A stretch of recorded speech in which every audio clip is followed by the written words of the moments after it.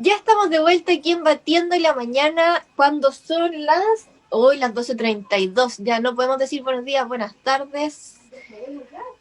Estamos, Ángela, con un invitado, con un tema súper interesante. Nosotros estuvimos hablando mientras estábamos en comerciales. Estamos con Sebastián Astroza, y él pertenece, ¿cómo se llamaba la sigla? Se me olvidó. ISI, Instituto de Sistemas Complejos de Ingeniería, ¿cierto? Así es. Exactamente. Así. Y además, Sebastián es profesor de la Universidad de Concepción. Exacto, sí. Hola, ¿cómo ¿cómo están? Usted, bueno, tú eres ingeniero de ¿qué ingeniería tienes tú? Yo soy ingeniero civil, justamente ingeniero civil de transporte. Estudié en la Universidad de Chile y después en la Universidad de Texas, en Austin, en Estados Unidos. Ya. Y ahora soy profesor de Ingeniería Civil Industrial en la Universidad de Concepción. Ya. Sebastián nos tiene un tema súper interesante para comentar, ¿no? Estábamos hablando aquí algo... ¿A qué se dedica este instituto? Simple Portal no tenía idea que existía. Sí, igual que de Plop. No, nada. Primero voy a decir que el ISI, el Instituto de Sistemas Complejos de Ingeniería, está haciendo un montón de cosas en cuanto al COVID y a la pandemia. Y también incluso para lo que pasó ayer en el plebiscito, harta investigación al respecto. Y los invito y las invito a mirar la página isi.cl para que vean todas las otras cosas que estamos haciendo. Estamos haciendo cosas que tienen, investigación que tienen que ver con el testeo, con los contagios, personal médico, pero también en particular, y lo que venía a hablar hoy día, estamos analizando movilidad, cómo se mueven las personas. ¿Por qué? Porque creemos que la movilidad un poco está muy asociada con los contagios, en el sentido de que si uno se pone bien, digamos, pragmático, si todos nos quedáramos en la casa por 2 semanas, los contagios se pararían, digamos eso. Pero obviamente no podemos hacer eso porque la gente se tiene que mover, algunos necesitan hacerlo. Entonces, el ISI está en un convenio con Entel y estamos describiendo los movimientos de las personas a través del uso que las personas hacen de la infraestructura de telecomunicaciones. Nosotros somos capaces de determinar en información anónima y agregada a nivel de zona censal, en un día laboral, si las personas, dónde están, si están en su casa, si salieron de su casa durante la jornada laboral, y en qué zona censal andan. Y con eso nosotros somos capaces de describir la movilidad de las personas. En particular, yo y el equipo de trabajo, realmente la Universidad de Concepción y la Universidad de Chile, estamos analizando la movilidad de Ñuble Biobío. ¿Y a qué me refiero con analizar la movilidad? Nosotros consideramos las 2 primeras semanas de marzo como, entre comillas, normalidad.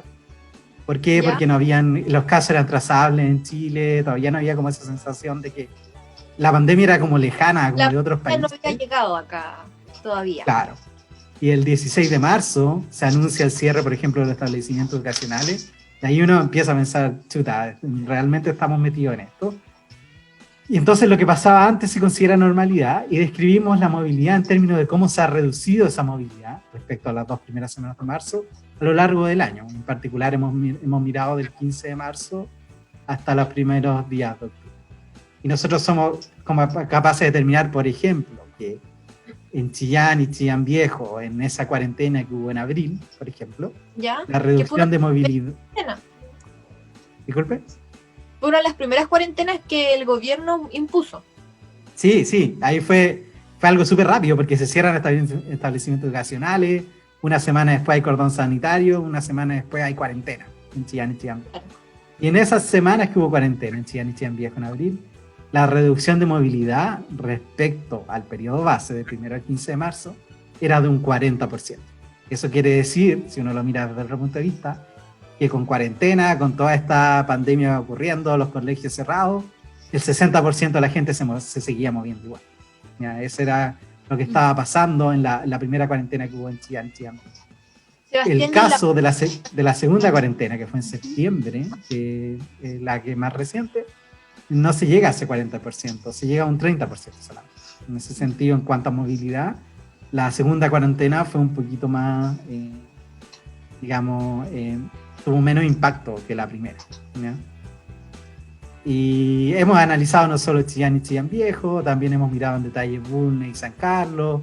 Por ejemplo, en agosto, Bulnes, la movilidad de Bulnes es casi idéntica, prácticamente idéntica a la que había antes de la pandemia. ¿Ya? Ahí eso no ha cambiado nada en agosto. Cuando se hace la cuarentena en Chillán Viejo en septiembre, sí tiene un impacto. Eso es súper interesante de ver también.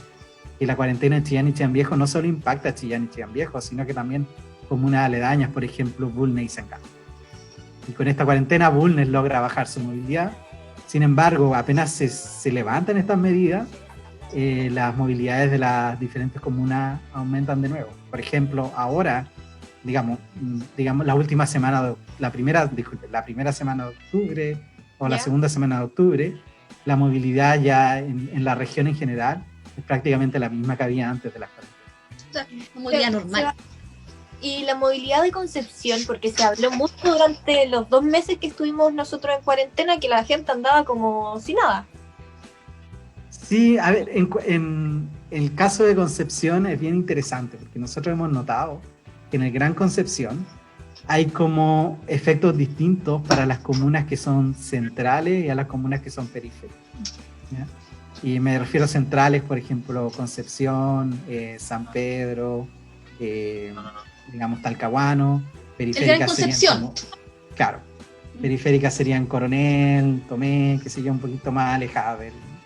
Y se ve que la cuarentena impacta bastante las comunas que son centrales, pero no así tanto las periféricas, ¿no?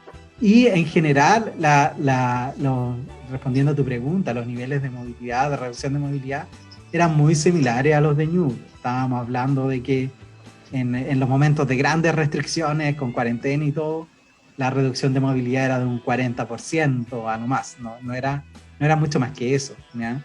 Y no solo mirando también Concepción o Chillán, Ñuble, Biobío, sino que otras comunas que quizás yo personalmente no estoy trabajando en detalle, pero otros investigadores e investigadoras del centro, nos hemos dado cuenta que hay como un patrón a nivel nacional, de que hay cierto nivel de movilidad o cierto piso de movilidad que no somos capaces de bajar, por más medidas que pongamos, por más cosas que tratemos de quizás comunicar a la gente. Hay un porcentaje de personas que se siguen moviendo igual de todas maneras, y quizás la pregunta es ¿por qué? Que obviamente nosotros no podemos responder con nuestros datos, nosotros solamente estamos analizando movimientos, pero también nos hace pensar que estas medidas, para reducir la movilidad, se necesitan como una batería de medidas, hay muchas cosas que tratar de como quizás proveer algo más que la medida de confinamiento como cordón sanitario, cuarentena, sino que otras medidas que a las personas les permitan suplir sus necesidades de todas maneras, viajando menos, suprimiendo algunos viajes, poniendo opciones en línea, acercar los servicios a la gente, todo ese tipo de cosas se deberían hacer para que realmente pasemos este piso de movilidad. Respecto a los toques de queda, ¿se ve la movilidad o no? ¿Se puede ver? Mira, si se puede, se puede. Resulta de que nosotros ideamos toda una metodología para analizar estos datos, de tal manera de que nuestro objetivo principal era describir los viajes del trabajo, ¿ya? Entonces lo que nosotros hicimos fue, en la noche tratamos de ver dónde se encuentra la persona en un periodo que le llamamos de pernoctación, y esa lo definimos como el hogar de la persona. Y luego vemos qué es lo que hizo esa persona en jornada laboral, decimos a mitad de la mañana y a mitad de la tarde. Y si pillamos a la persona que pasó un gran tiempo considerable de su tiempo durante la mañana o la tarde, en otra zona, nosotros pensamos, esta persona se murió, ¿ya? Entonces, lo que nosotros estamos viendo son viajes que, por así decirlo, son significativos.